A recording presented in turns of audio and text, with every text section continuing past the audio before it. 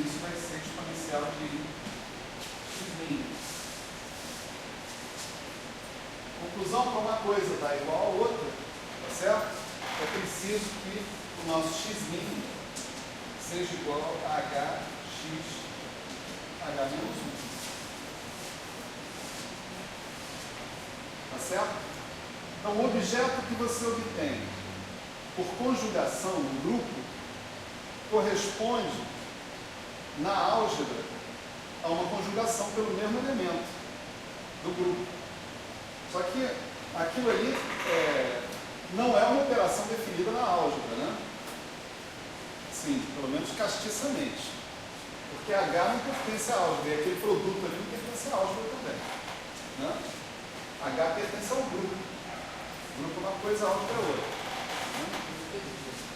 Como é que o H foi parar? Como é que H vai parar onde? No expoente. É só expandir o exponencial. Expandir o exponencial. Certo? Então, beleza. Você não pode dizer que isso significa? Não. Calma, olha só.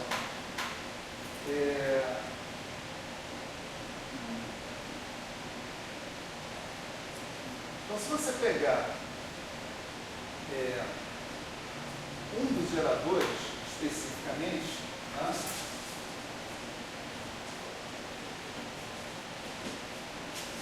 Certo? O que você vai obter com isso, essa informação importante que essa fórmula está conduzindo, é que você vai obter um elemento da álgebra. Se você pegar um gerador e conjugar com um elemento do grupo, você vai obter um elemento da álgebra de Lie. Sim ou não? Isso aqui é geral. Né? Agora imagina que você pega um gerador específico, um TA. Eu pego um elemento lá que o θ1 é θ e os outros são todos zero. Conjuga esse cara, você vai chegar um x' lá, mas a única informação que você sabe do x' é que ele é emitindo o traço nulo. Certo? Então esse cara aqui pertence à álgebra de Lie. Se ele pertence à álgebra de Lie, ele pode ser escrito como uma combinação linear dos geradores. Então eu posso escrever isso aqui como um certo D, vou botar o D na frente, por razões que vão ficar claras no segundo, né? DBA, PB. Certo? Ou seja, esse cara daqui é uma combinação linear dos geradores, né? E quem serão os coeficientes dessa combinação linear depende do G que você está usando para fazer a conjugação. Se quiser a gente botar H, TA, H-1, melhor assim. Agora eu entendi as caras de alguns de vocês. Gelar é uma coisa. Isso, Você faz? Hã? Não, agora eu entendi, para mim tanto faz o G e o H. Sim, tanto faz, mas didaticamente não foi bom.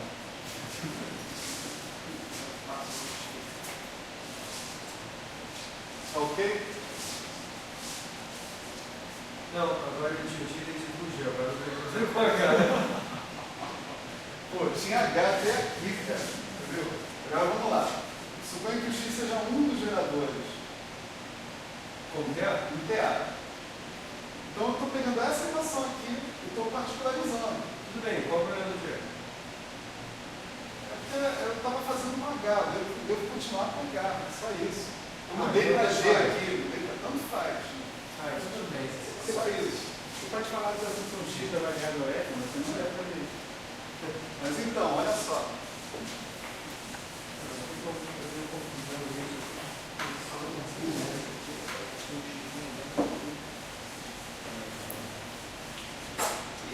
Eu vou mostrar agora para vocês, muito facilmente, né, que aquele DBA, tá certo? É um conjunto de matrizes que é uma representação do grupo. Tá? Olha só. Suponha o seguinte, se eu pegar, agora sim, Saulo, G1, né? G1TA, G1 menos 1, isso vai ser o D, DA, G1, né? DB, né? Soma em D, ok? É uma combinação linear. Né? Se eu pegar G2, TA, G2 menos 1, isso vai ser também DBA, G2, DB. Certo? Agora, o que acontece se eu fizer G2, G1, G2, TA, G1, G2 a menos 1? Isso aqui tem que me dar o DBA de G1, G2, DB, não é isso? Mas aí eu posso fazer por partes esse negócio aqui, devagarinho. Né? Isso aqui é G1, G2, TA, G2 a menos 1, G1 a menos 1. Né? Esse primeiro que está aqui, ele vai me dar DBA de G2, PB, G1 menos 1. Certo? Agora, esses DBA de G2 são números reais, né? Ok? Então, o G não tem nada a ver com eles, o G vai passar por cima deles para agir, né, matricialmente em cima do P, né?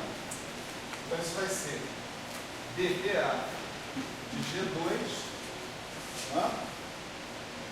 G1 PB, G1 a menos 1. Isso é o D, né? Se vocês quiserem, CB, né? De G1,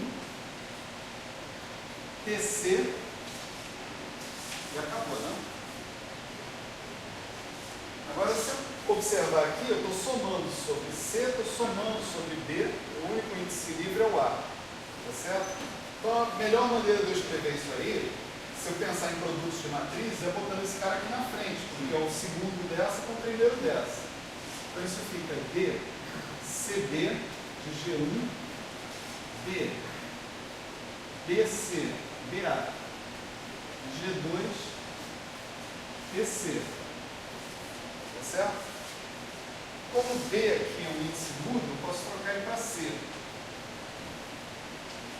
Tá certo? Isso aqui tem que ser igual a isso. Mas isso é uma combinação linear de elementos da base igualada lado a lado. Os coeficientes têm que ser iguais. Conclusão?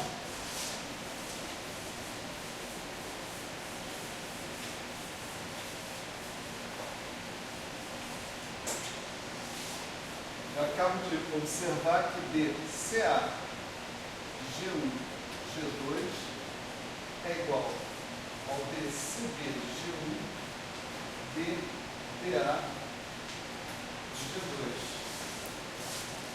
Portanto, essas matrizes formadas pelos coeficientes da combinação linear que a gente viu ali representam o grupo SU3. Na verdade, eu posso até tirar a palavra SU3 daí, porque o raciocínio é tremendamente geral, né? Tá certo? Aquilo ali é mais uma representação, no nosso caso, do SU3. No caso do SU3, qual é a dimensão dessa representação? A dimensão está dada pelos índices que caracterizam essa matriz aqui. E esses índices variam de quanto a quanto? De 1 a 8, cada um, né? Não é isso? Eu tenho 8 matrizes dessa, então esse A aqui pode ser de 1 a 8. Eu tenho a combinação linear dos vetores base, DBA, TB, esse B tem que variar de 1 a 8 também. Né?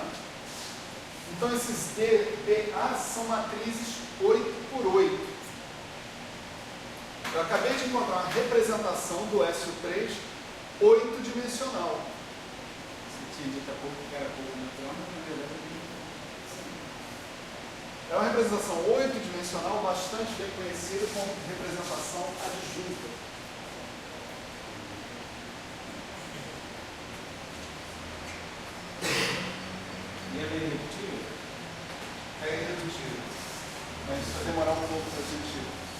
chegar nisso. Não.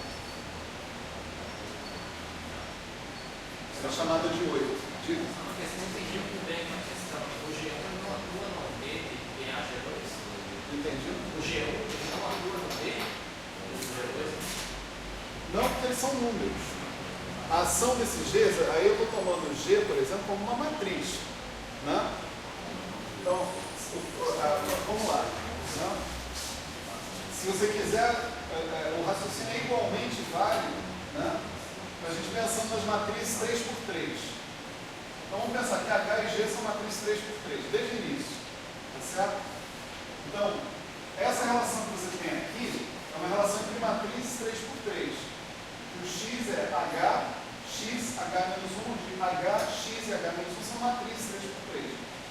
Esses caras aqui, isso aqui é uma combinação linear de matriz 3x3. Então, o produto matricial, ele é linear com relação né, ele é distributivo, etc. e tal. E você pode fatorar os escalares, né, os números. Então, aquele DBA, ele não tem nada a ver com as matrizes, com o produto matricial. A matriz passa por cima dele, tá certo? E vai atuar na outra, tá certo? Sério, você me perdoa, mas... Perdoa ou não? Não vou contar de um jeito. O A e o B, você fala que conjugam até 8, mas conjugam até 8 no caso tridimensional. No caso, Tridimensional. não. Você Não é sempre uma tem, ideia da olha informação. só, seja qual for a dimensão dessas matrizes, você tem que ter 8 geradores.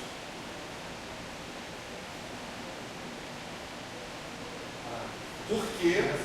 Porque a lei de multiplicação do grupo é completamente determinada pela álgebra de Lie. Certo? E a álgebra de Lie, o espaço vetorial definido pela álgebra de Lie é um espaço 8-dimensional. Não é um espaço 6-dimensional, 3-dimensional, é um espaço 8-dimensional. Tem 8 geradores, tem 8 vetores base. Ou seja, vai ser um subespaço de matrizes de dimensão. Não. A álgebra de Lie é um espaço 8-dimensional.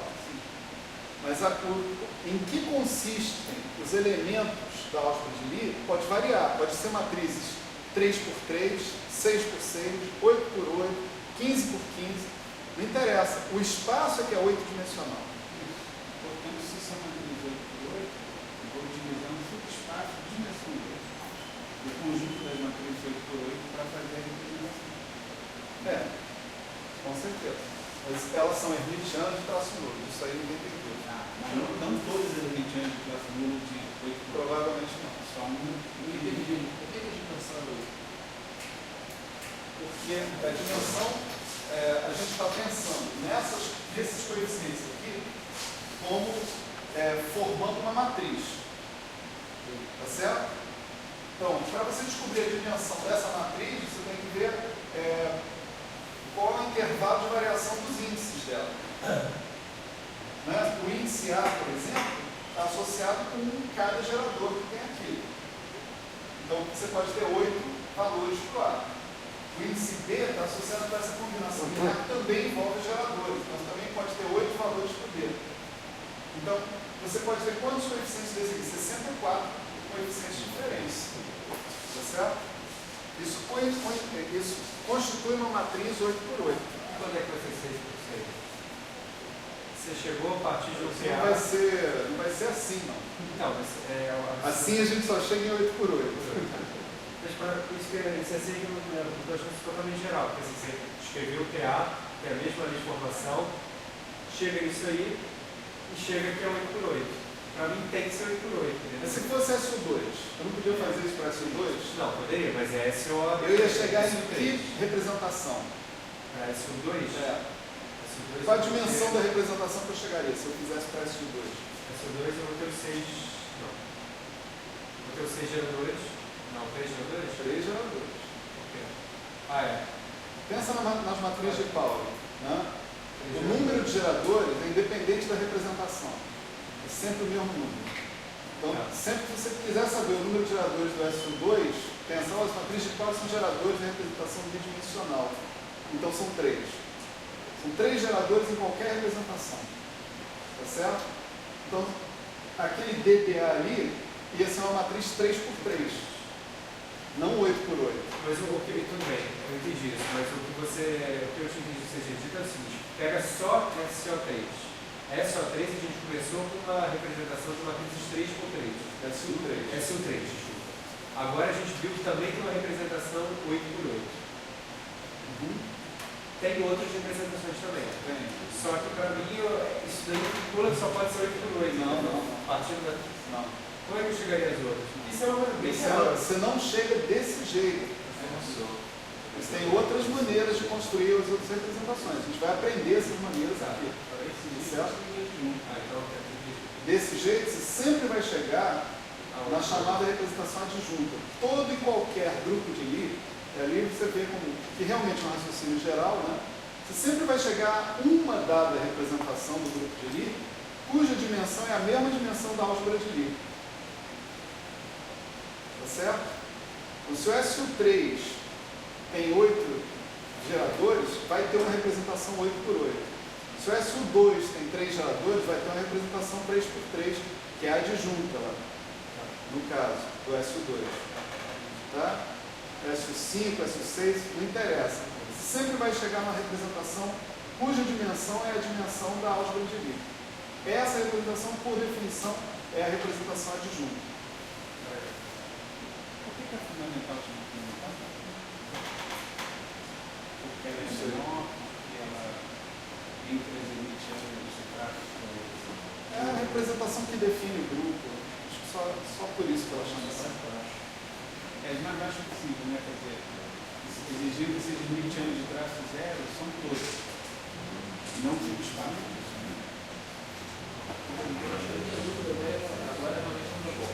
Vamos lá. Você falou que o conjunto BAD define uma matriz 8x8. Beleza. E separamos o tipo de uma outra. Beleza. Só que os TAs, eles são de dimensão 3. Então, aí vem a parte monôtona. Por que eu posso dizer que a representação tem dimensão 8 se eu estou construindo ela a partir de objetos que têm dimensão 3? Coleciona aqueles coeficientes ali. Né? Por exemplo, vamos lá, o H. Você pega assim, H tem 1, H menos 1. Certo? Isso vai dar um D, D1 de H, DD, não é isso? Então isso é D11, T1 mais D21, T2 mais D81, T8. Pega agora esses caras aqui, define esses caras como a primeira coluna de uma matriz. Tá certo? Agora faz isso para o T2. Tá certo? Então você vai ter isso aqui. 2, 2,